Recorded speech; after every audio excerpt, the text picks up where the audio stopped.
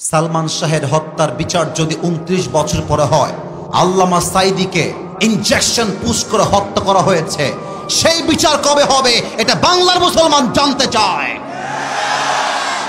সালমান শাহের দিকে তাকাও, মারছে কে? ওর বউ তারে মারছে।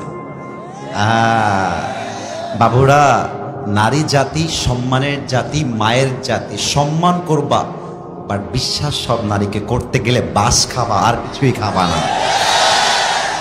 আর একটা কথা মাথায় রাখবা, বেশিরভাগ নারী নষ্ট হয় মায়ের জন্য। মা নষ্ট, মেয়ে নষ্ট। মা ভালো, মেয়ে ভালো। যত মেয়ে নষ্ট হয় দেখবা খবর নিয়ে ওর মাও নষ্টা, মেয়েও হয়েছে নষ্টা, ঠিক কিনা বলো? আর নারীরা মিথ্যা বলতে পারে খুব সাজিয়ে, আমি তোমাকে ছাড়া বাঁচবো না, তোমাকে ছাড়া আমি মরে যাব।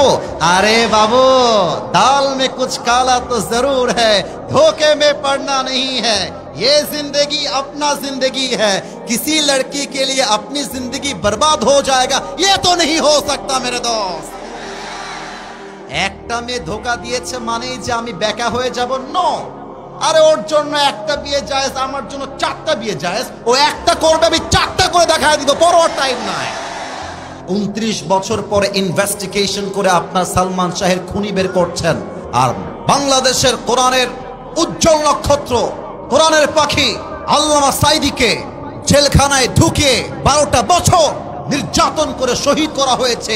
এর বিচার কবে হবে? আমরা জবাব চাই বাগমারার ভাইরা, বলেন। ও, নায়কের বেলায় দরদ উথলায় পড়ে, আলেমদের বেলায় দরদ উথলায় না, কারণ আলেমরা তো ভারতের দালালি করে কথা বলে না। ভারতের দালালি করে কথা বললে আলেমদের দাম বেড়ে যেত। মাথায় রাখবা, এই বাংলাদেশ ভারতের জন্য স্বাধীন হয় নাই। এই বাংলাদেশ স্বাধীন হয়েছে মায়ের ইজ্জতের বিনিময়ে। এই বাংলাদেশ স্বাধীন হয়েছে হাজারো যুবকের বুকের তাজা রক্তের বিনিময়ে। এই বাংলার একটা মাটিও আমরা ভারতের জন্য ছাড়তে রাজি না। আল্লামা সাঈদী বলতেন, বাড়াবাড়ি বেশি কইরো না, গাছের আগায় আছো, গাছের আগায় থাকো। বেশি বাড়াবাড়ি করলে একটা ঝাঁকুনি মারবে, মামুর বাড়ি দিল্লি গিয়ে পড়বা, ওই দিল্লি গিয়ে তারা পড়েছে, ঠিক কিনা বলে?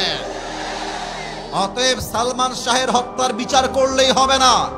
আমার এই বাংলার মাটিতে যত আলেমকে গুম করা হয়েছে, যত আলেমকে নির্বিচারে হত্যা করা হয়েছে, প্রত্যেকটা হত্যাকারীকে বাইতুল মুকাররমের সামনে দাঁড়িয়ে ফাঁসির কাস্টে ঝুলিয়ে হত্যার রায় পাশ করতে হবে। হাত তুলে বলো সবাই, ঠিক কিনা?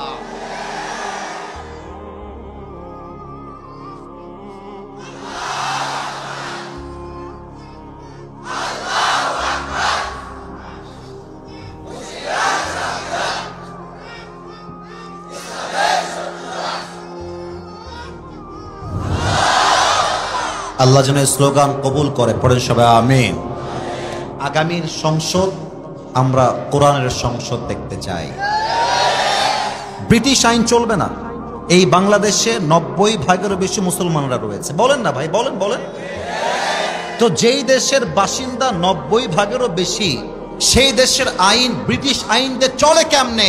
আমরা তো বুকের তাজা রক্ত ব্রিটিশ আইনের জন্য দেই নাই, আমরা বুকের তাজা রক্ত দিয়েছি বাংলার মাটিতে ইনসাফ কায়েম করবার জন্য, বলেন।